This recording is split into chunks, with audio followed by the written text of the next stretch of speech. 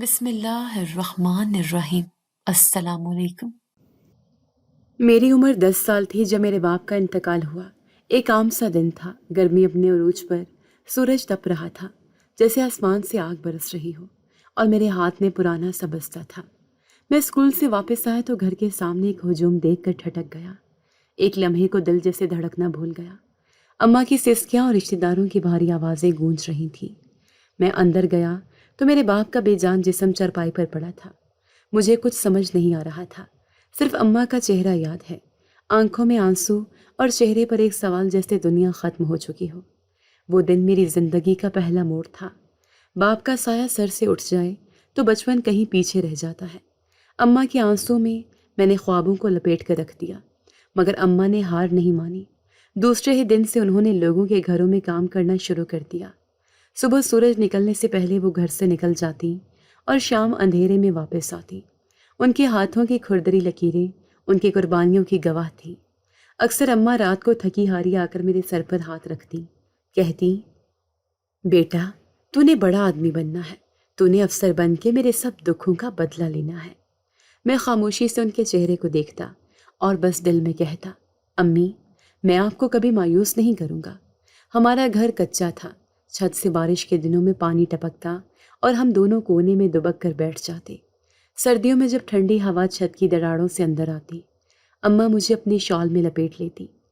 ٹھنڈ لگ رہی ہے نا، صبر کر، ایک دن یہ سب ختم ہو جائے گا۔ ان کا یقین میرے اندر امید بن کر پنپتا رہا۔ اسکول جانا میرے لیے ایک مشن تھا۔ میں کبھی چھٹی نہیں کرتا تھا، چاہے پیٹ خالی ہوتا یا جوتے پھٹے ہوئے۔ کلاس میں سب مجھے ماسٹر جی کہہ کر بلاتے، کیونکہ میں ہمیشہ سوالوں کا صحیح جواب دیتا۔ استاد بھی میری محنت کے قائل تھے۔ کئی بار اسکول کا چوکیدار کہتا، پتر تو واقعی بڑا افسر بنے گا، تیری آنکھوں میں روشنی ہے۔ گاؤں کے بچے اکثر میرا مذاق بھی اڑاتے تھے، اوئے فقیر کا بچہ، کیا خاک افسر بنے گا؟ میں ان کی باتوں کو سن کر مسکرا دیتا، کیونکہ میرے کان اماں کی باتوں کے عادی تھے، جن میں صرف حوصلہ تھا۔ ایک دن اسکول سے واپسی پر اماں نے کہا، کل سے میں دوسرا کام بھی کرنے لگی ہوں، دن میں صفائیاں، شام کو سلائی۔ میں نے ان کے ہاتھوں کو دیکھا جن پر پہلے ہی چھالے تھے۔ امی رہنے دے، میں بھی کام کر لوں گا۔ انہوں نے میری بات پر زور سے میری ناک کھینچی، پگلے تیرا کام صرف پڑھنا ہے، کام تو میں کروں گی، اور ایک دن تو میرا فخر بنے گا۔ اس دن میں نے کتابوں سے ایک عہد کیا کہ ان کو کبھی چھوڑوں گا نہیں۔ کئی راتیں ایسے گزری جب اماں سلائی کرتی جاتی اور میں موم بتی کی روشنی میں سبق یاد کرتا رہتا۔ جب بجلی چلی جاتی تو میں اماں سے کہتا، امی یہ اندھیرا ہمیں نہیں روک سکتا نا؟ اور وہ کہتی، نہیں بیٹا، ہم اندھیرے سے لڑنا جانتے ہیں۔ ایک دن اسکول میں جب میرا نام بہترین طالب علم کے طور پر لیا گیا، اماں کو بلایا گیا۔ وہ سادہ سی چادر اوڑھے آئی تھیں، اور جب استاد نے انہیں بتایا کہ آپ کا بیٹا اسکول کا سب سے ہونہار بچہ ہے، تو اماں کی آنکھوں سے آنسو بہنے لگے۔ وہ رو رہی تھی، مگر ان کے چہرے پر ایک فاتحہ کی مسکراہٹ تھی۔ اس دن میں نے پہلی بار خود کو مضبوط محسوس کیا۔ ایک خاموش طاقت میرے اندر ابھری۔ میں جانتا تھا یہ صرف شروعات ہے، ابھی بہت سفر باقی ہے۔ میں نے اماں سے کہا، امی میں وعدہ کرتا ہوں ایک دن آپ کے سارے دکھوں کا حساب چکا دوں گا۔ انہوں نے میری پیشانی پر بوسہ دیا، اور میں اس دن سفید ساڑی کی جگہ رنگین کپڑے پہنوں گی۔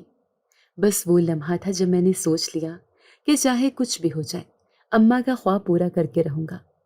8ویں جماعت کا رزلٹ آیا تو میں نے پورے اسکول میں دوسری پوزیشن حاصل کی تھی۔ امتحانات کے دنوں میں اماں دن رات دعاؤں میں لگی رہتی تھی، اور نتیجہ جب آیا تو میری خوشی سے زیادہ ان کی آنکھوں میں اطمینان تھا۔ گاؤں سے آگے 2 کلومیٹر دور سرکاری ہائی اسکول تھا۔ وہی واحد ادارہ تھا جہاں پورے علاقے کے لڑکے پڑھتے تھے۔ گرمی ہو یا سردی، میں روز پیدل اسکول جاتا۔ اسکول کا راستہ کچا تھا، مٹی اڑتی تھی، بارشوں میں کیچڑ ہوتا، مگر میرے حوصلے میں کبھی کمی نہ آئی۔ ہائی اسکول میں پہلے دن میرا تعارف ہوا تو ایک استاد نے میرا نام سن کر کہا، اوہ یہ وہی بچہ ہے جس نے 8ویں میں وظیفہ لیا ہے، اور پوری کلاس کی نظریں میری طرف اٹھ گئی۔ مجھے کسی کی آنکھوں میں دلچسپی نظر آئی، کسی میں رشک، اور ایک چہرہ ایسا بھی تھا جس میں صاف نفرت دکھائی دیتی تھی۔ وہ جنید تھا، ظفر چوہدری کا بیٹا۔ جنید میرے ساتھ والے بینچ پر بیٹھتا تھا۔ وہ ہر وقت اپنے باپ کی طاقت کا ذکر کرتا، جیسے اسے یقین ہو کہ دنیا کی ہر چیز وہ زبردستی لے سکتا ہے۔ میرے ابا نے ہی تو اسکول کے پیچھے والی زمین دی تھی، ورنہ یہ امانت کہاں بنتی؟ میں خاموش رہتا، کیونکہ مجھے بحث سے دلچسپی نہیں تھی، اور شاید اس لیے بھی کہ میں اپنی بات سے زیادہ اپنے کام پر یقین رکھتا تھا۔ ایک دن سائنس کے استاد نے سوال کیا، زمین سورج کے گرد کتنے دنوں میں چکر مکمل کرتی ہے؟ پوری کلاس خاموش تھی۔ میں نے ہاتھ اٹھایا، 365 دن اور 6 گھنٹے سر۔ استاد نے سر ہلایا، شاباش، بالکل درست۔ جنید نے غصے سے مجھے دیکھا، جیسے میں نے اس کی بے عزتی کر دی ہو۔ اس دن کے بعد وہ اکثر مجھ سے الجھنے کی کوشش کرتا، کبھی جان بوجھ کر میرا راستہ روکتا، کبھی میرے بستے کو دھکا دیتا۔ میں جانتا تھا وہ کیوں ایسا کرتا ہے۔ اسے میری قابلیت سے نہیں، میری خودداری سے نفرت تھی۔ اسے لگتا تھا کہ بغیر طاقت کے کوئی لڑکا اس کے برابر کھڑا کیسے ہو سکتا ہے۔ اس دوران میں اسکول کی تمام سرگرمیوں میں حصہ لیتا رہا۔ تقریری مقابلوں میں میرا نام آتا، مضمون نویسی میں انعام ملتا۔ ایک دن پرنسپل نے مجھے بلا کر کہا، بیٹا، تمہاری محنت ہمیں نظر آ رہی ہے، ہم تمہیں ضلع لیول مقابلے کے لیے بھیجنے کا سوچ رہے ہیں۔ وہ لمحہ میرے لیے فخر کا تھا۔ جنید وہیں کھڑا سب سن رہا تھا۔ اس کا چہرہ سرخ ہو رہا تھا، مگر وہ کچھ بول نہیں سکا۔ اسکول کے باہر بھی وڈیرے کی طاقت کا چرچا ہوتا۔ گاؤں کے بڑے بوڑھے اکثر کہتے، ظفر چودھری نے سب کچھ دبا رکھا ہے، کوئی اس کے آگے بول نہیں سکتا۔ ایک دن گاؤں کے ایک شخص کا بیل ظفر چودھری کی زمین میں گھس گیا۔ اگلے دن اس شخص کا بیل غائب تھا اور اس کے چہرے پر چوٹ کے نشان۔ سب جانتے تھے کہ کس نے کیا، مگر کوئی بول نہیں سکتا تھا۔ یہی طاقت جنید کے رویے میں بھی دکھتی۔ وہ سمجھتا تھا کہ جس کا باپ وڈیرا ہے اسے قانون، اصول یا اخلاقیات کا لحاظ نہیں کرنا پڑتا، لیکن میری پرورش ایسی نہیں تھی۔ میں نے اماں سے سیکھا تھا کہ سچائی، صبر اور محنت کے سامنے کوئی طاقت دیر پا نہیں ہوتی۔ میری زندگی کا اگلا امتحان ابھی آنا باقی تھا۔ جنید کا حسد بڑھ رہا تھا اور اس کے باپ کی طاقت میرے خوابوں کے راستے میں ایک نئی دیوار بننے والی تھی۔ 9ویں جماعت کے بعد میری ساری توجہ ایک ہی ہدف پر تھی، میٹرک میں ایسی پوزیشن لینی ہے کہ سارے گاؤں کو جواب مل جائے کہ طاقت زمینوں سے نہیں، دماغ سے آتی ہے۔ ہر دن، ہر رات بس اسی سوچ میں گزرتی۔ جنید اور اس جیسے دوسرے لڑکوں کے تانے، استادوں کی چھپی چھپی حمایت اور سہولیات کی کمی، سب کو میں نے اپنی محرک قوت بنا لیا تھا۔ میٹرک کے پیپر آسان نہیں تھے، مگر جو کچھ پڑھا تھا وہ ٹھیک سے یاد تھا۔ مجھے ہر پرچے کے بعد یہ اطمینان ہوتا کہ میں نے بھرپور دیا ہے۔ امتحان ختم ہوا تو جیسے پورے جسم سے بوجھ اتر گیا۔ گاؤں میں نتائج کی بے چینی سب پر طاری تھی، خاص طور پر میرے اسکول میں۔ اگلے 2 مہینے میں نے گھر پر اماں کے ساتھ گزارے۔ وہ مجھے ہر روز دعائیں دیتی تھیں اور میں روز بورڈ کی ویب سائٹ پر رزلٹ آنے کی تاریخ دیکھتا تھا۔ پھر ایک دن وہ صبح آ گئی۔ پرنسپل نے مجھے خود فون کیا، مبارک ہو بیٹا، تم نے بورڈ ٹاپ کیا ہے، پورے ضلع میں پہلا نمبر ہے۔ میں خاموش ہو گیا، دل زور زور سے دھڑکنے لگا۔ فون رکھا تو اماں کو بتایا، وہ سجدے میں گر گئی۔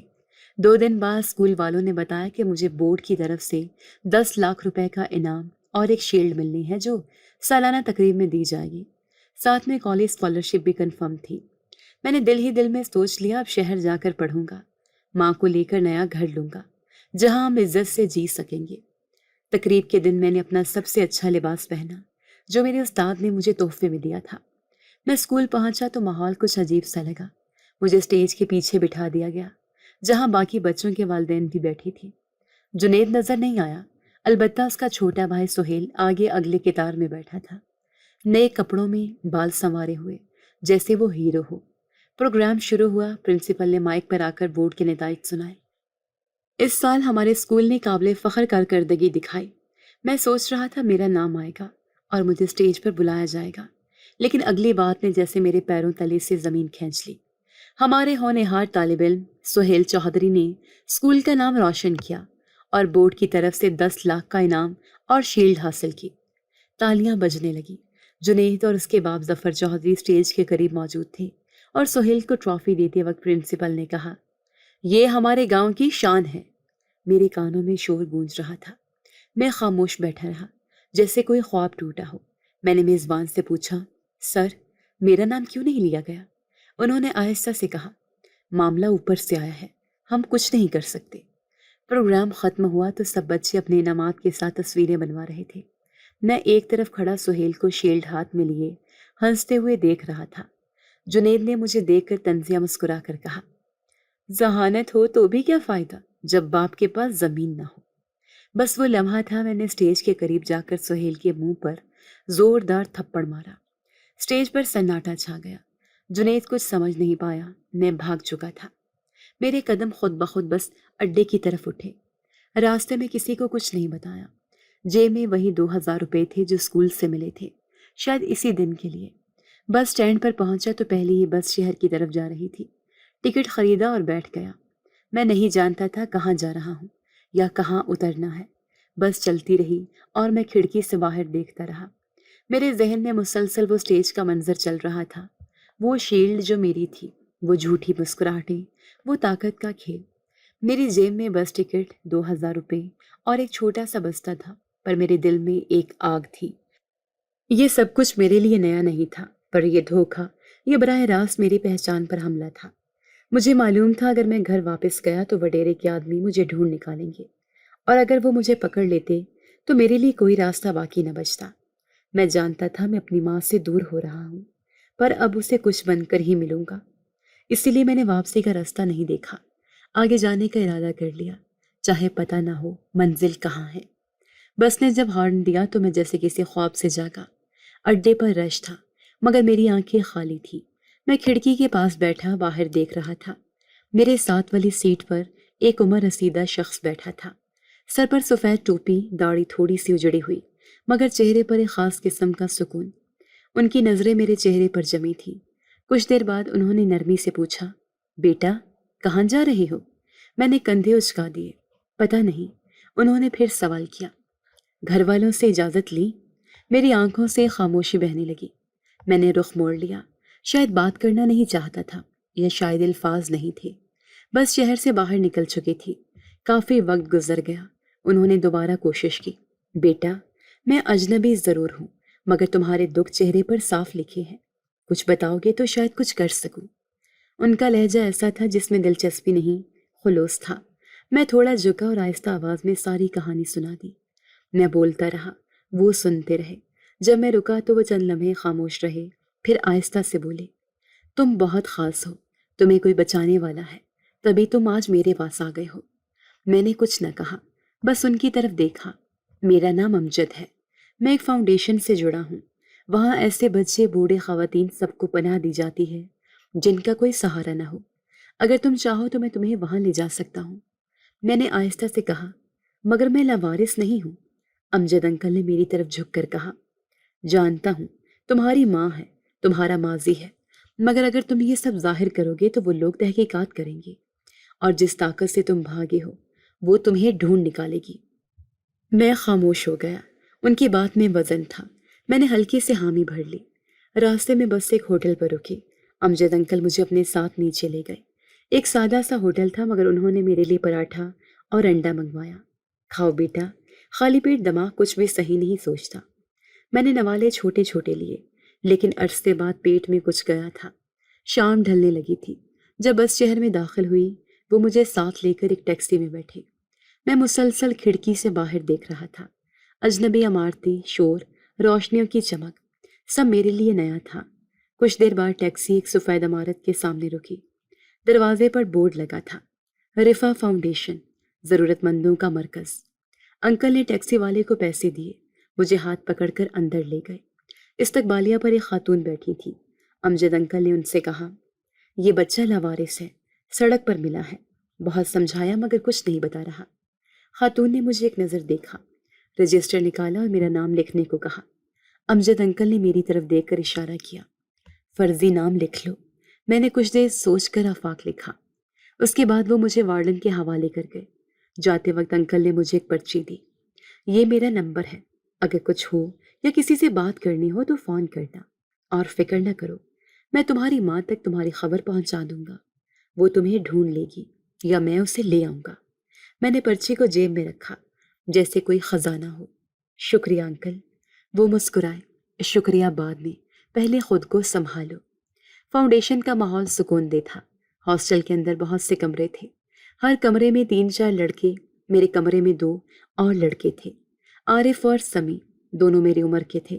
سمی تھوڑا شرارتی، عارف پڑھاکو قسم کا۔ نیا ہو؟ کہاں سے آئے ہو؟ سمی نے فوراً سوال کیا۔ ادھر ادھر سے، ہم سب ادھر ادھر سے آئے ہیں۔ بھائی اب تو یہی گھر ہے۔ اگلے دن مجھے کچھ نئے کپڑے، بستر اور ایک رجسٹریشن کارڈ دیا گیا۔ ساتھ ہی ایک مشاورتی سیشن بھی رکھا گیا تاکہ میری ذہنی حالت کو سمجھا جا سکے۔ میں نے بس اتنا بتایا کہ مجھے پڑھنا ہے، باقی سب بات کی بات ہے۔ فاؤنڈیشن کے ہیڈ سر وسیم نے مجھے بلا کر کہا، ہم تمہیں گورنمنٹ کالج میں داخل کروا رہے ہیں، فاؤنڈیشن کی گاڑی تمہیں لے جایا کرے گی، بس تم محنت کرو۔ میں نے صرف سر ہلایا۔ زندگی ایک نئے موڑ پر آ گئی تھی۔ یہ جگہ میری پہچان چھین کر مجھے سکون دے رہی تھی۔ نہ یہاں کوئی جنید تھا، نہ کسی وڈیرے کا بیٹا، یہاں سب برابری میں جیتے تھے۔ کمرے میں رات کو میں نے پرچے نکال کر دیکھی۔ امجد انکل کا نمبر کچھ دیر گھورتا رہا۔ دل چاہا فون کر کے ان سے بات کروں، پر پھر سوچا انہیں وقت چاہیے ہوگا۔ میں نے خود سے وعدہ کیا، یہاں سے میں وہ بنوں گا جو میری ماں چاہتی تھی، مگر اس بار بغیر کسی کا احسان لیے۔ اس رات نیند سکون سے آئی۔ کئی دنوں بعد ایسا لگا کہ میں محفوظ ہوں۔ فاؤنڈیشن میں دن باقاعدگی سے گزرتے تھے۔ ہر چیز ایک نظام کے تحت چلتی تھی۔ صبح کا آغاز نماز اور ناشتے سے ہوتا، پھر جو لڑکے اسکول یا کالج جاتے تھے ان کے لیے پک اینڈ ڈراپ سروس موجود تھی۔ میں بھی جلدی ہی اس معمول کا حصہ بن گیا۔ جس کالج میں میرا داخلہ ہوا وہ شہر کے مشہور سرکاری اداروں میں سے ایک تھا۔ یہاں آنا میرے لیے کسی خواب جیسا تھا، کیونکہ پہلی بار میں ان کلاس رومز میں بیٹھنے والا تھا جہاں وسائل کی کمی نہیں تھی۔ کالج کے پہلے دن ہی میری ملاقات زبیر سے ہوئی۔ وہ مجھ سے 1 سال سینئر تھا اور فاؤنڈیشن میں ہی رہتا تھا۔ تم نئے ہو؟ جی، آفاق نام ہے میرا۔ زبیر، کچھ بھی چاہیے ہو بلا جھجک بتانا۔ یہ کالج پہلے دن میں تھوڑا خوفناک لگتا ہے، لیکن عادت ہو جاتی ہے۔ زبیر کی رہنمائی نے مجھے شروع کے دنوں میں کافی سہولت دی۔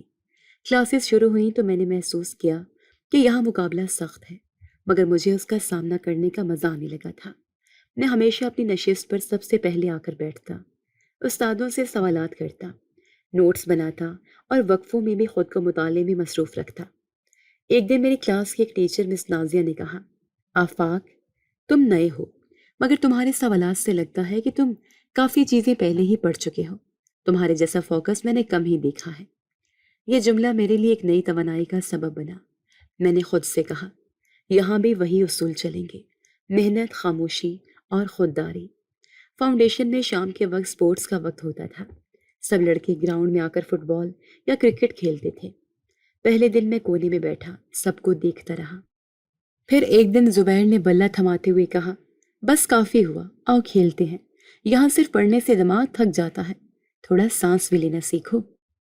تب مجھے اندازہ ہوا کہ یہاں صرف سر چھپانے کی جگہ ہی نہیں، زندگی گزارنے کا سلیقہ بھی سکھایا جاتا ہے۔ سمی، جو میرے ساتھ کمرے میں رہتا تھا، وہ اکثر مذاق کرتا، یار آفاق، تم تو اسٹوڈنٹ نہیں، کوئی خفیہ روبوٹ لگتے ہو، ہر وقت پڑھائی پڑھائی۔ میں ہنس دیتا، بس تم کھیل میں اچھے ہو، میں کتابوں میں۔ زندگی میں کسی نہ کسی میدان میں تو اچھے ہونا چاہیے نا۔ 1 مہینے بعد ہی میں نے اپنی کلاس میں نمایاں کارکردگی دکھانی شروع کر دی تھی۔ کچھ مضامین میں نے سب کو پیچھے چھوڑ دیا۔ کالج کے 2 اساتذہ نے مجھے پرائیویٹ اسٹڈی گروپس میں شامل کیا، جہاں وہ طلبہ کی خصوصی رہنمائی کرتے تھے۔ فاؤنڈیشن میں جمعے کی شام ایک سیشن ہوتا تھا، جس میں سب اپنے ہفتہ وار کارکردگی، مسائل یا سوالات شیئر کرتے تھے۔ اس دن میں نے پہلی بار بولنے کا فیصلہ کیا۔ میرا نام آفاق ہے، میں یہاں پچھلے 1 مہینے سے ہوں۔ میں بس یہ کہنا چاہتا ہوں کہ اگر کسی کو لگے کہ وہ پیچھے رہ گیا ہے تو یاد رکھو، آگے نکلنے کے لیے ریس شروع کرنا ضروری ہے، باقی وقت خود فیصلہ کرے گا کون جیتا۔ سب نے تالیاں بجائیں۔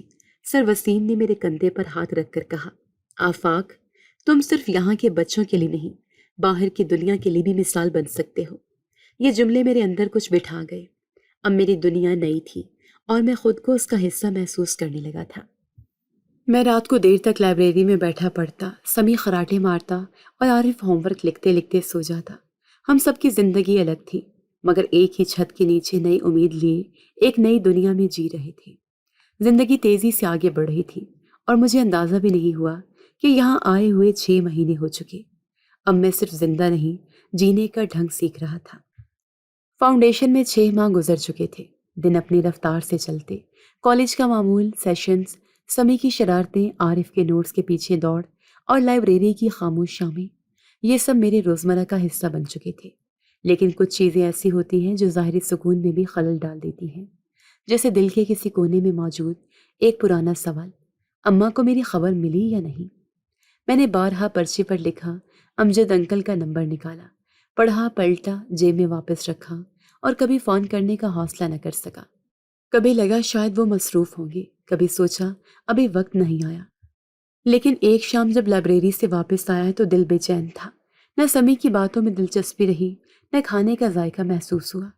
میں نے آخر کار فون نکالا، کمرے سے باہر نکل کر سیڑھیوں پر بیٹھا، نمبر ڈائل کیا، کئی سیکنڈ تک گھنٹی بجتی رہی، پھر کسی مرد نے فون اٹھایا۔ ہیلو، السلام علیکم، کیا میں امجد انکل سے بات کر سکتا ہوں؟ دوسری طرف خاموشی چھا گئی، پھر آہستہ سے آواز آئی، بیٹا آپ کون؟ میں آفاق ہوں، وہ بچہ جسے انہوں نے فاؤنڈیشن میں داخل کروایا تھا 6 ماہ پہلے۔ کچھ دیر کے لیے دوسری طرف صرف سانسوں کی آواز سنائی دی، پھر وہ بولی، بیٹا میں ان کا کزن بات کر رہا ہوں۔ امجد بھائی تو اس دن انتقال کر گئے تھے جب وہ تمہیں وہاں چھوڑ کر جا رہے تھے۔ میرے ہاتھ سے فون گرتے گرتے بچا۔ میں نے دوبارہ فون کان سے لگایا۔ کیا مطلب؟ کس دن؟ اسی دن شام کو جب وہ لاہور سے واپس آ رہے تھے، ان کی گاڑی کو حادثہ ہوا تھا۔ ہم سب کو یہی لگتا تھا کہ وہ تنہا تھے، پر اب آپ کی بات سن کر سمجھ آ رہا ہے کہ وہ کچھ بہت اہم کرنے گئے تھے۔ میں نے شکریہ کہا اور فون بند کر دیا۔ سیڑھیوں پر بیٹھے بیٹھے میری نظریں زمین پر گڑ گئی۔ 6 ماہ اور مجھے خبر تک نہ ہوئی کہ وہ شخص جو میرے لیے ایک نئی زندگی کا دروازہ کھول کر گیا، خود زندگی سے رخصت ہو چکا ہے۔ اگلے دن میں نے خود کو معمول پر واپس دھکیل دیا۔ صبح کالج، شام اسائنمنٹس اور رات کو مطالعہ۔ میں نے امجد انکل کے لیے دعا شروع کر دی۔ دل میں ان کے لیے ایک جگہ ہمیشہ کے لیے بن گئی تھی، مگر میں جانتا تھا کہ رکنا میرے بس میں نہیں۔ اساتذہ میری کارکردگی سے خوش تھے۔ ایک دن مس نازیہ نے کالج کی اسمبلی میں مجھے سب کے سامنے سراہا، یہ لڑکا ان سب کے لیے مثال ہے جو حالات سے لڑ کر آگے بڑھنا چاہتے ہیں۔ یہ بات میرے لیے کوئی انعام نہیں تھی، لیکن حوصلہ ضرور تھا۔ فاؤنڈیشن کے ہیڈ سر وسیم نے مجھے آفس میں بلایا۔ آفاق، تمہارے کالج کی طرف سے خط آیا ہے، تمہیں بورڈ کی سطح پر ریپرزینٹ کرنے کے لیے منتخب کیا گیا ہے۔ مضمون نویسی کا مقابلہ ہے، تمہیں تیاری کرنی ہوگی۔ سر، میں تیار ہوں، یہی جذبہ چاہیے۔ اور سنو، امجد بھائی بہت فخر محسوس کرتے اگر وہ زندہ ہوتے۔ یہ سن کر میں نے بس سر جھکا دیا۔ ان کا ذکر اب میرے لیے سکون اور چپ دونوں کا باعث بنتا تھا۔ میں نے مضمون نویسی کے لیے مضمون چنا، عزم حالات سے بڑا ہوتا ہے۔ یہ وہ جملہ تھا جو امجد انکل کی آنکھوں سے جھلکتا تھا جب انہوں نے مجھے بس میں پہچانا تھا۔ مقابلہ لاہور میں تھا۔ پہلی بار میں کسی بڑے ہال میں ہزاروں بچوں کے درمیان بیٹھا تھا۔ جب مائک پر میرا نام پکارا گیا، میرے دل کی دھڑکن تیز ہو گئی۔ میں نے اسٹیج پر جا کر مضمون پڑھا، خاموشی چھا گئی، پھر تالیاں بجنے لگی۔ واپسی پر فاؤنڈیشن میں سب نے استقبال کیا۔ سر وسیم نے مجھے گلے لگا کر کہا، بیٹا تم صرف یہاں کے نہیں، پورے شہر کے لیے امید ہو۔ میں نے سوچا امجد انکل ہوتے تو شاید یہی کہتے، شاباش بیٹا۔ سمی نے کمرے میں آ کر مذاق کیا، اب تو ہمیں بھی آٹوگراف لینا پڑے گا تم سے۔ عارف نے کہا، او بھائی بس اتنا مت اڑنا ورنہ پنکھے سے ٹکرا جاؤ گے۔ ہم تینوں ہنس پڑے۔ زندگی آگے بڑھ رہی تھی۔ میں نے دکھ کو اپنے اندر دفن کیا اور خود کو اس وعدے کی طرف موڑ دیا جو اماں کے لیے کیا تھا۔ ایک رات لائبریری میں بیٹھے بیٹھے میں نے اپنی ڈائری نکالی، اس میں ایک نیا صفحہ کھولا اور اوپر لکھا، امجد انکل شکریہ، میں وہ بنوں گا جس پر آپ کو فخر ہوتا۔ پھر قلم رک گیا، مگر جذبہ نہیں، کیونکہ اب مجھے معلوم تھا کہ کچھ لوگ چاہے جسمانی طور پر موجود نہ ہوں، ان کا اثر ہماری راہوں کو روشن کرتا ہے۔ 3 سال ماسٹرز کے ساتھ ساتھ مسلسل CSS کی تیاری کا وقت کچھ آسان نہیں تھا۔ فاؤنڈیشن کے باقی لڑکیاں مجھے سر کہہ کر مخاطب کرنے لگی تھیں، آدھے مزاح میں آدھے احترام میں۔ میں ان کا مذاق بھی برداشت کرتا اور ان کی رہنمائی بھی۔ سر وسیم نے ایک دن کہا، آفاق تمہارے جیسے بچے فاؤنڈیشن کے فخر ہوتے ہیں۔ جب تم CSS پاس کرو گے تو ہمارا بورڈ تمہاری تصویر لگا کر کہے گا کہ یہ یہاں سے اڑا تھا۔ میں نے مسکرا کر جواب دیا، سر اڑنے کے لیے پر کافی ہے، بس موسم ساتھ دے۔ CSS کے امتحانات کا وقت آیا تو میں پوری طرح تیار تھا۔ پیپرز آسان نہیں تھے، لیکن ہر مضمون میں میری محنت جھلک رہی تھی۔ امتحان کے دنوں میں فاؤنڈیشن کی پوری ٹیم میرے لیے خاص دعاؤں میں مصروف تھی۔ یار آفاق، اگر تم کامیاب ہو گیا تو ہم تو تیری سیکیورٹی میں شامل ہو جائیں گے نا؟ سمی نے مذاق کرتے ہوئے کہا، نہیں بھائی، تمہارے لیے خاص دروازہ رکھوں گا کہ جب دل چاہے آ جاؤ۔ امتحانات کے بعد کے مہینے انتظار میں گزرے۔ میں نے خود کو مطالعے میں مشغول رکھا تاکہ بے چینی نہ ستائے۔ پھر وہ دن آیا جس کا میں برسوں سے منتظر تھا۔ CSS کے نتائج کا اعلان ہونا تھا۔ میں کمپیوٹر کے سامنے بیٹھا، ہاتھ کانپ رہے تھے، دل دھڑک رہا تھا۔ سکرول کرتے کرتے جب میرا رول نمبر نظر آیا تو ایک لمحے کے لیے آنکھیں دھندلا گئیں۔ پاس ایک لفظ تھا، مگر اس کے پیچھے برسوں کی نیندیں، بھوکے دن، پسینے سے بھیگے صفحے اور ماں کی خاموش دعائیں تھیں۔ سر وسیم نے جب یہ خبر سنی تو وہ دفتر سے باہر نکل آئے اور سب بچوں کو جمع کر کے کہا، آج ہمارا آفاق اسسٹنٹ کمشنر بن چکا ہے۔ تالیاں، مبارکبادیں، گلے ملنا، سب کچھ ایک فلمی سین جیسا لگ رہا تھا۔ سمی نے جھٹ سے کہا، اب بتا رشتہ کہاں سے ڈھونڈنا ہے؟ عارف نے جھٹکا دیا، پہلے ہمیں دعوت دے، باقی بعد میں۔ پوسٹنگ لیٹر ہاتھ میں آیا تو پہلی نظر میں کچھ خاص محسوس نہیں ہوا، لیکن جیسے ہی ضلع کا نام پڑھا دل کی رفتار تیز ہو گئی۔ یہ وہی علاقہ تھا جہاں میرا گاؤں واقع تھا، وہی جگہ جہاں میرا بچپن مٹی میں گرا، کتابوں میں سنبھلا اور خوابوں میں ڈھلا۔ اب میں وہاں سرکاری گاڑی میں جا رہا تھا بطور اسسٹنٹ کمشنر۔ ڈرائیور نے پیچھے مڑ کر پوچھا، سر گاؤں کی طرف بھی جانا ہے؟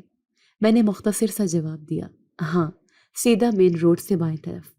راستہ پہچانتا تھا لیکن منظر کافی بدل چکا تھا۔ کہیں پکی سڑک بن چکی تھی، کہیں نئی عمارتیں کھڑی تھیں، مگر کچھ چہرے، کچھ کھیت، کچھ درخت ایسے تھے جنہوں نے وقت کے سامنے ہتھیار نہیں ڈالے۔ گاڑی جب میرے پرانے گھر کے قریب پہنچی تو میں نے رکنے کو کہا۔ اتر کر زمین پر نظر ڈالی۔ وہ کچا سا گھر اب مٹی کا ڈھیر بن چکا تھا۔ دیواریں غائب تھیں، صرف ایک آدھی گری ہوئی اینٹوں کی ساخت باقی تھی، جیسے کوئی خاموش گواہی دے رہی ہو کہ یہاں کبھی کسی نے جینا سیکھا تھا۔ میں کچھ لمحے وہاں کھڑا رہا۔ ہوا بالکل خاموش تھی۔ پھر ایک بوڑھی عورت وہاں سے گزری۔ میں نے اسے سلام کیا، اماں جی، کیا آپ جانتی ہیں یہاں کبھی کون رہتا تھا؟ اس نے غور سے میری طرف دیکھا۔ یہی وہ گھر ہے جس میں وہ لڑکی اور اس کا بیٹا رہتے تھے۔ بچہ بہت لائق تھا۔ پھر وہ کسی دن اچانک غائب ہو گیا اور کچھ دن بعد اس کی ماں کو وڈیرے کے آدمی اٹھا کر لے گئے۔ میرے اندر کچھ ٹوٹنے لگا۔ میں نے سوال کیا کسی کو معلوم ہے وہ کہاں گئی؟ نہیں بیٹا، کسی نے کچھ نہ پوچھا، سب ڈرتے تھے۔ ظفر چودھری کے آدمیوں سے کون الجھتا؟ میں نے اس کا شکریہ ادا کیا اور واپس گاڑی میں آ کر بیٹھ گیا۔ سر سیدھا حویلی کی طرف؟ ڈرائیور نے پوچھا۔ نہیں، ابھی نہیں، دفتر چلیں۔ دفتر میں آ کر میں نے تمام پولیس اور ریونیو ریکارڈ نکلوایا، خاص طور پر ان دنوں کے جب میں نے گاؤں چھوڑ کر گیا تھا۔ مگر ماں کے بارے میں کوئی تحریری شکایت، کوئی FIR، کوئی اطلاع موجود نہیں تھی۔ وڈیرے کا نام کئی جگہوں پر ضرور تھا، زمینوں کے جھگڑوں میں، قرضوں کے تنازعات میں، مگر ماں کا ذکر کہیں نہیں ملا۔ میں نے ایک قابل اعتماد انسپیکٹر کو بلا کر کہا، ظفر چودھری اور اس کے بیٹوں پر غیر اعلانیہ نظر رکھو، ان کے ملازم، سرگرمیاں، سب کچھ رپورٹ کرو، مگر خفیہ طریقے سے۔ 2 دن بعد میں نے گاؤں کا باضابطہ دورہ کیا۔ تمام یونین کونسلز کو بلایا گیا، اسکول، اسپتال، تھانے کا معائنہ ہوا۔ لوگ حیران تھے کہ ایک اسسٹنٹ کمشنر ان کے گاؤں کا پرانا باشندہ نکلے گا۔ تقریب کے بعد ایک بزرگ میرے قریب آئے، بیٹا تو وہی ہے نا جسے سب کہتے تھے بورڈ میں پوزیشن لینے والا بچہ؟ جی بابا جی، وہی ہوں۔ ماں کا کچھ پتہ چلا؟ میں خاموش ہو گیا۔ بابا جی نے میرا ہاتھ تھاما۔ وہ بڑی حوصلے والی عورت تھی۔ سب کہتی تھیں کہ ایک دن اس کا بیٹا بڑا آدمی بنے گا۔ تو بن گیا، اب اسے ڈھونڈ بھی نکال۔ وہ جملہ جیسے میرے سینے پر لکھ دیا گیا ہو۔ اگلے دن میں نے اپنے دفتر کے عملے کے ساتھ ایک میٹنگ بلائی۔ ہم اس ضلع میں ہر شہری کی حفاظت کے ذمہ دار ہیں، لیکن میرے لیے ایک ذاتی کام بھی ہے۔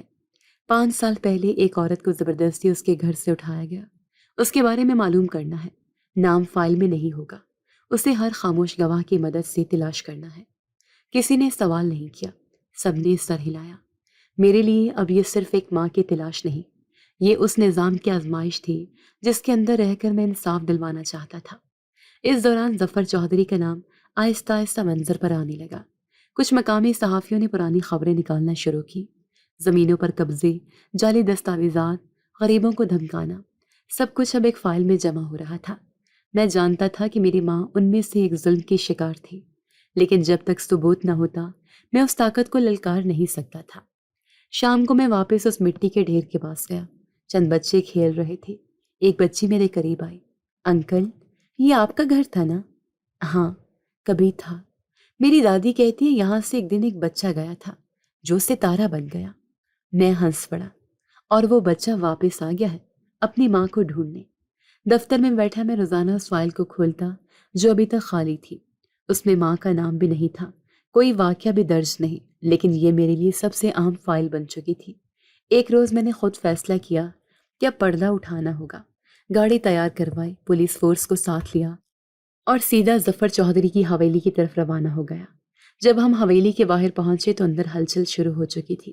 دروازہ کھلا اور جنید باہر آیا، اب داڑھی مونچھ رکھی ہوئی پر انداز وہی۔ اس کے پیچھے ظفر چودھری ہاتھ میں لاٹھی تھامے باہر آیا۔ اس کی آنکھوں میں حیرانی بھی تھی اور پہچان بھی۔ میں گاڑی سے اترا، وردی میں تھا مگر میرے لہجے میں ذاتی درد شامل تھا۔ ظفر چودھری، مجھے تم سے کچھ سوال کرنے ہیں۔ وہ قریب آ کر بولا۔ کمشنر صاحب، اگر آپ اجازت دیں تو اندر بیٹھ کر بات ہو؟ نہیں، بات باہر ہی ہوگی۔ سادہ سوال ہے، 5 سال پہلے ایک عورت کو تمہارے آدمی اٹھا کر لے گئے تھے، اس کا نام؟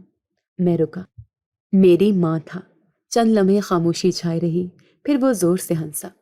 کمشنر صاحب، میں بہت سے لوگوں کو بھول چکا ہوں پر تمہیں نہیں۔ اب تم یہاں تک آ گئے؟ جنید آگے بڑھا۔ ہمیں نہیں معلوم کہ آپ کی ماں کہاں گئی۔ جو بات ہے ثبوت لے کر آئے۔ میرا دل چاہا کہ ان دونوں کو وہیں گرفتار کروا دوں، مگر قانون میری مٹھی میں نہیں تھا۔ قانون کے دائرے میں رہنا میری مجبوری بھی تھی اور ذمہ داری بھی۔ میں نے اسپاٹ لہجے میں کہا، تحقیقات ہوں گی اور اگر ثبوت ملا تو تمہاری یہ حویلی صرف پتھروں کی رہ جائے گی۔ واپسی پر گاڑی میں خاموشی تھی۔ ڈرائیور نے آہستہ سے کہا، سر، ان لوگوں کا کچھ نہیں ہوتا، سب ڈر کے مارے خاموش رہتے ہیں۔ میں نے اس کی طرف دیکھا۔ ڈر ختم کرنا ہے، ایک ایک خاموش زبان کو بولنے پر مجبور کرنا ہے۔ دفتر پہنچتے ہی میں نے انسپکٹر شفیق کو بلایا۔ وہ ضلع کا سب سے ہوشیار اور بااعتماد افسر تھا۔ شفیق، مجھے ظفر چودھری اور اس کے بیٹے پر مکمل نظر رکھنی ہے۔ ملازم، دوست، مہمان، فون کال، سب کچھ، مگر کوئی ایسا ثبوت چاہیے جو عدالت میں کھڑا ہو سکے۔ شفیق نے اس بات میں سر ہلایا۔ سر، ایک ملازم ہے ان کا، نذیر نام کا، پرانا ہے، ہر کام کا راز جانتا ہے، اسے توڑا جا سکتا ہے۔ میں نے فائل کھولی۔ کام شروع کرو۔ اگلے چند دنوں میں ظفر چودھری کی نگرانی کا دائرہ وسیع ہو گیا۔ فون ٹیپ ہونے لگے۔ حویلی کے آس پاس سادہ لباس میں سپاہی تعینات کیے گئے۔ میں خود روزانہ رپورٹس چیک کرتا، مگر اب تک کچھ خاص ہاتھ نہیں آیا تھا۔ ایک دن انسپکٹر شفیق نے آ کر اطلاع دی، سر، نذیر نے پیسے لے لیے ہیں، بات چیت ہوئی ہے، وہ تیار ہے کچھ بتانے کو مگر تحفظ مانگ رہا ہے۔ اسے گواہ کے طور پر تحفظ دو اور جو کچھ وہ جانتا ہے وہ ریکارڈ کرواؤ۔ سر، اس نے کہا ہے آپ خود سنیں، آپ کے لیے ذاتی ہے۔ اسی رات ایک خفیہ مقام پر میں نے نذیر سے ملاقات کی۔ وہ لرز رہا تھا مگر آنکھوں میں شرمندگی تھی۔ صاحب، میں سب کچھ جانتا ہوں۔ وہ عورت، آپ کی ماں، 5 سال سے قید ہے، زنجیروں میں، کبھی حویلی کے پچھلے کمرے میں، کبھی فارم ہاؤس کے تہہ خانے میں۔ میرا دل دہل گیا مگر میں نے خود پر قابو رکھا۔ کیوں؟ اس لیے کہ وہ آپ کی ماں تھی۔ وڈیرے کو ڈر تھا کہ آپ واپس آئیں گے اور جب آئیں گے تو اس ماں کی موجودگی آپ کے حوصلے کو طاقت دے گی۔ اس نے اسے چھپا کر رکھا۔ اب کہاں ہے؟ ابھی فارم ہاؤس میں تھی لیکن پچھلے ہفتے جگہ بدلی گئی ہے۔ وڈیرا کہتا ہے تم اب طاقتور ہو گئے ہو، اس لیے اسے کبھی سامنے نہیں لانا۔ میں نے انسپکٹر کو اشارہ کیا۔ یہ سب ریکارڈ ہو رہا ہے نا؟ جی سر۔ اگلے دن میں نے عدالت سے خفیہ وارنٹ حاصل کیے۔ فارم ہاؤس پر چھاپے کی تیاری ہونے لگی۔ میں جانتا تھا کہ یہ آسان نہیں ہوگا، لیکن اب کھیل صرف طاقت کا نہیں ثبوت کا تھا۔ اسی شام ایک کال آئی، سر، فارم ہاؤس سے گاڑیاں نکلی ہیں، لگتا ہے کچھ چھپایا جا رہا ہے، فوری روکو اور سب ریکارڈ کرو۔ لیکن جب ہم فارم ہاؤس پہنچے، تہہ خانے کا دروازہ کھلا تھا۔ اندر خالی کمرہ، زنجیروں کے نشانات، کچھ پرانے کپڑے اور ایک چادر پڑی تھی۔ میں خاموشی سے کھڑا رہا۔ انسپکٹر بولا، سر، لگتا ہے کسی نے مخبری کر دی۔ میں نے صرف اتنا کہا۔ یہ کھیل ابھی ختم نہیں ہوا، سچ کی تلاش اب اور گہری ہوگی۔ پہلا قدم مکمل ہوا تھا۔ فارم ہاؤس کی خالی تہہ خانے میں کھڑا میں دیوار پر بنے ناخنوں کے نشان گھور رہا تھا۔ مٹی میں زنجیروں کے کٹاؤ اب بھی تازہ تھے۔ چادر کا کونا خون آلود تھا، شاید پرانے چوٹ کا نشان۔ میرے ساتھ موجود انسپکٹر شفیق خاموش تھے، جیسے الفاظ اس موقع کے لیے کمزور پڑ گئے ہوں۔ میں نے تہہ خانے کا ہر کونا چھان مارا، کچھ نہیں بچا تھا، نہ کوئی انسان، نہ کوئی پتا، جیسے وہ سب کچھ پہلے ہی جانتے تھے کہ ہم آ رہے ہیں۔ کسی نے ہمیں قبل از وقت خبر دی ہے، شفیق نے آہستہ سے کہا۔ ایسا لگتا ہے جیسے وہ ہر قدم سے پہلے ہمارا منصوبہ جان لیتے ہیں۔ میں نے غصے سے مٹھی بھینچی۔ مخبری اندر سے ہو رہی ہے، اس نظام میں کہیں نہ کہیں دڑاڑ ہے۔ فورینزک ٹیم کو بلایا گیا، تصاویر، نشان، کپڑے سب قبضے میں لیے گئے، مگر یہ صرف اشارے تھے، ثبوت نہیں۔ ماں کے وجود کی کوئی قانونی شہادت ہمارے ہاتھ نہ آ سکی۔ اگلے دن دفتر میں میٹنگ بلائی گئی۔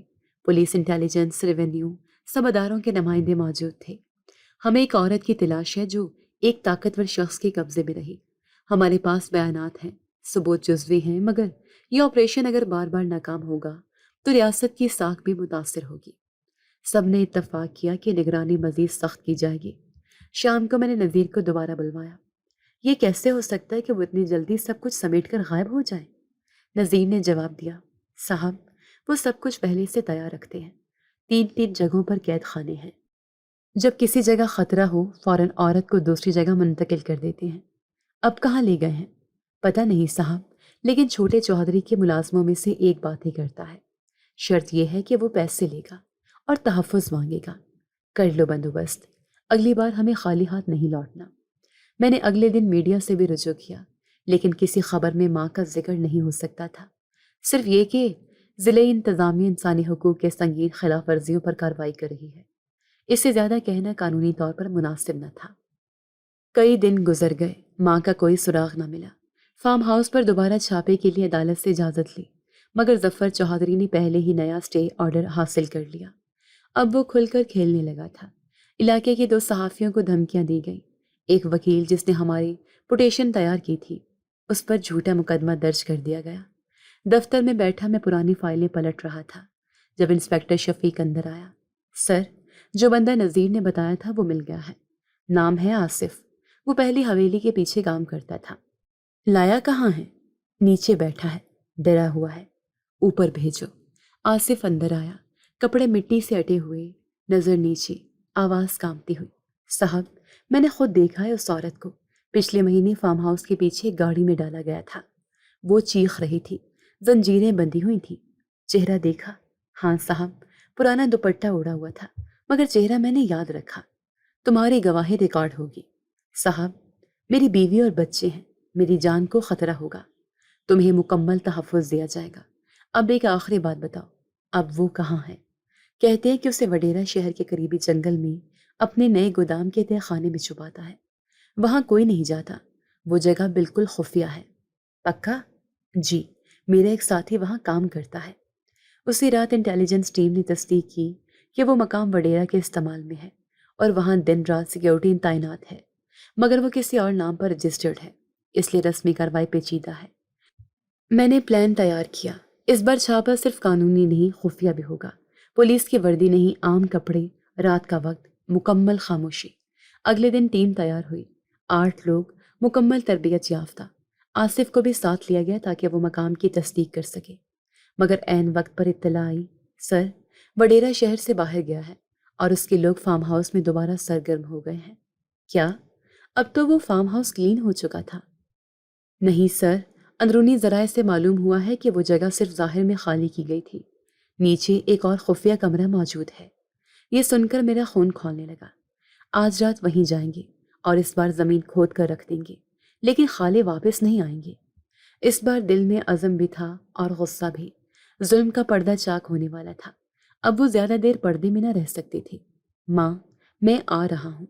جنگل کے قریب فارم ہاؤس کی کھدائی، نگرانی اور ہفتوں کی محنت کے باوجود کوئی فیصلہ کن کامیابی نہ مل سکی تھی۔ کئی چھاپے مارے، کئی جگہیں دیکھی گئی، مگر ہر بار یا تو خالی کمرے ملتے یا ایسے ثبوت جو قانونی طور پر کمزور تھے۔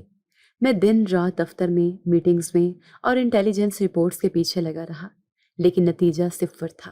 دل میں سوال تھا کہ آخر کب تک؟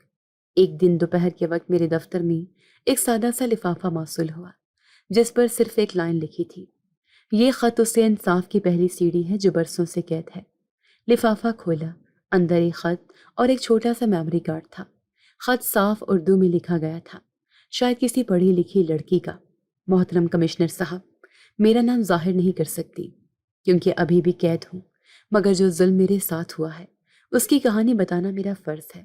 مجھے ظفر چودھری نے اپنے بیٹے جنید کے ذریعے محبت میں پھنسا کر حویلی بلایا۔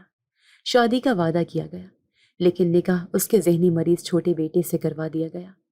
3 سال سے میں ان دونوں باپ بیٹوں کے ہاتھوں جسمانی اذیت کا شکار ہوں۔ ہر رات ایک نیا جہنم ہوتا ہے۔ میں جانتی ہوں کہ یہ سب صرف میرے ساتھ نہیں ہوا۔ اسی حویلی میں ایک عورت بھی قید ہے، زنجیروں میں، خاموش مگر زندہ۔ اس کے متعلق سب کچھ اسی کارڈ میں ہے۔ اگر انصاف زندہ ہے تو یہ قدم پہلا ہوگا۔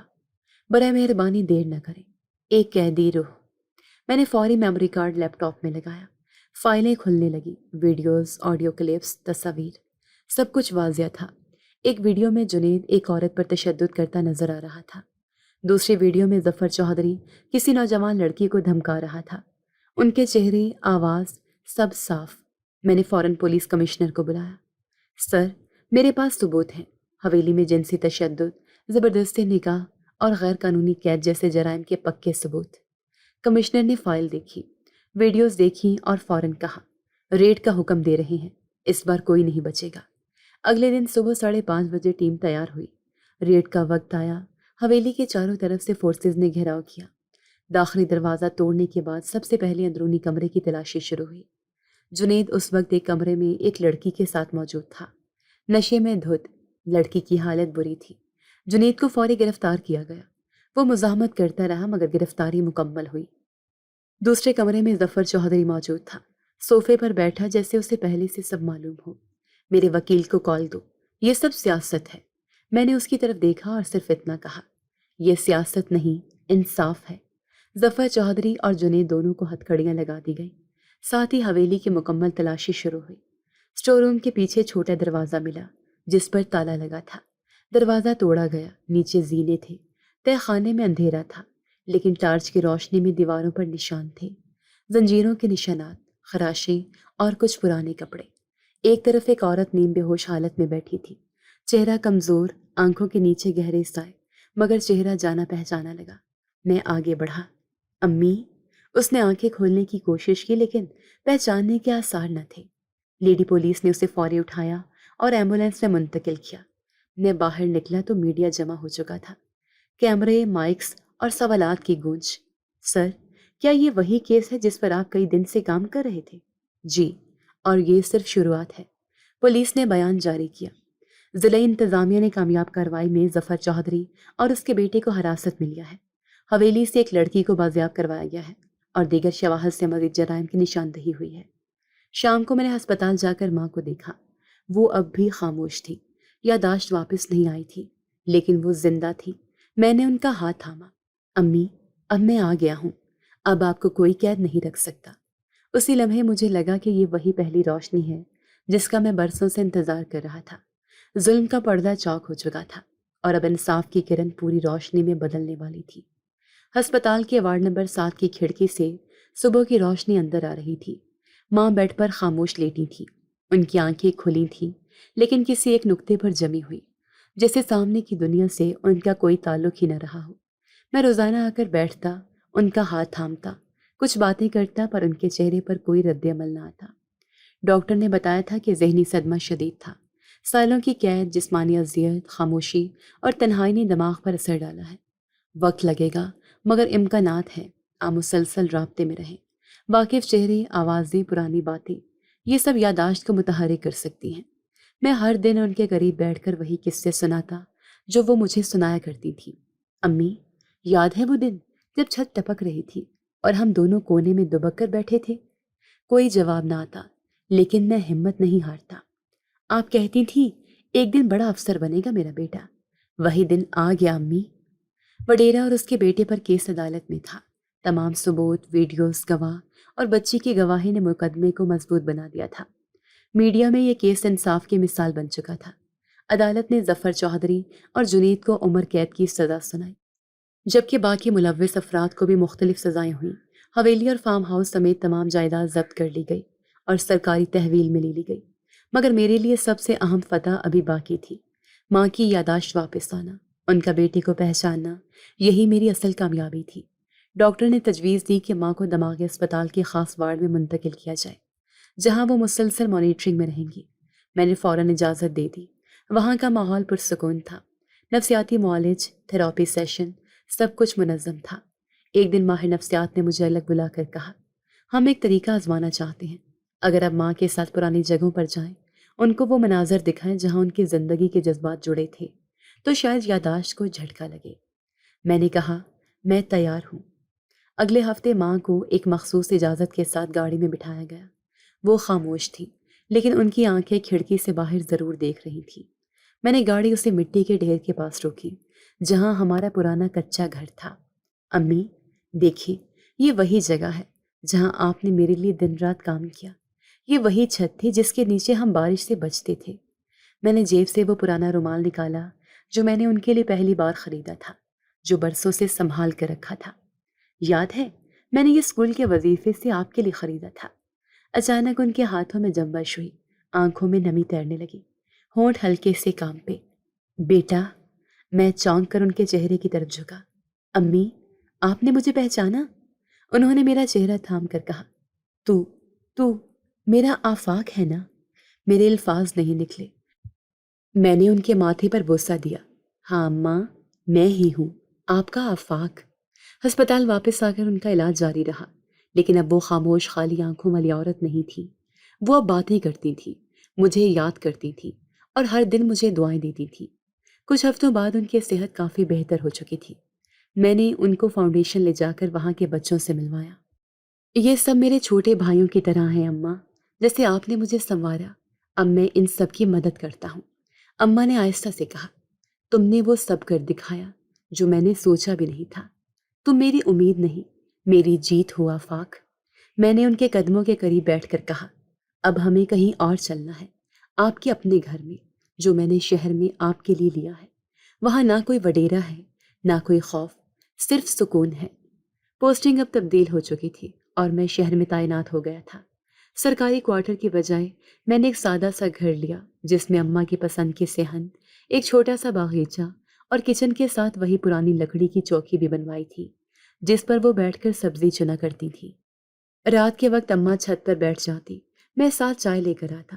وہ ستارے گنتی اور کبھی کبھی کہتی، جب میں نے کہا تھا تو افسر بنے گا، تو سب ہنستے تھے۔ اب دیکھ، سب کے بیٹے میرے بیٹے کے ماتحت ہیں۔ میں مسکرا کر جواب دیتا، اماں، بس یہ سب آپ کے خواب کی بدولت ممکن ہوا۔ یہ وہ لمحہ تھا جب مجھے لگا میری کہانی مکمل ہو گئی ہے۔ وہ لڑکا جو بس میں بیٹھ کر روتا ہوا کہیں پہنچا تھا، اب اپنی ماں کے سینے سے لگا ہوا سکون سے سانس لے رہا تھا۔ دنیا کی ہر کامیابی میرے لیے ثانوی تھی، اصل جیت یہی تھی، ماں کی واپسی اور میری تکمیل۔ جی تو دوستو، کیسی لگی آپ کو ہماری آج کی کہانی؟ اپنی رائے کا اظہار ہمارے کمنٹس باکس میں ضرور کیجیے گا، اور اگر آپ کو ہماری ویڈیو پسند آئی ہے تو کر لیجیے ہمارے چینل کو سبسکرائب، ویڈیو کو لائک اور بیل آئیکن لازمی پریس کر لیجیے، تاکہ ہر نئی آنے والی ویڈیو کا نوٹیفیکیشن آپ کو بر وقت موصول ہو سکے۔ ملتے ہیں ایسی ہی ایک سبق آموز کہانی کے ساتھ، تب تک کے لیے اللہ نگہبان۔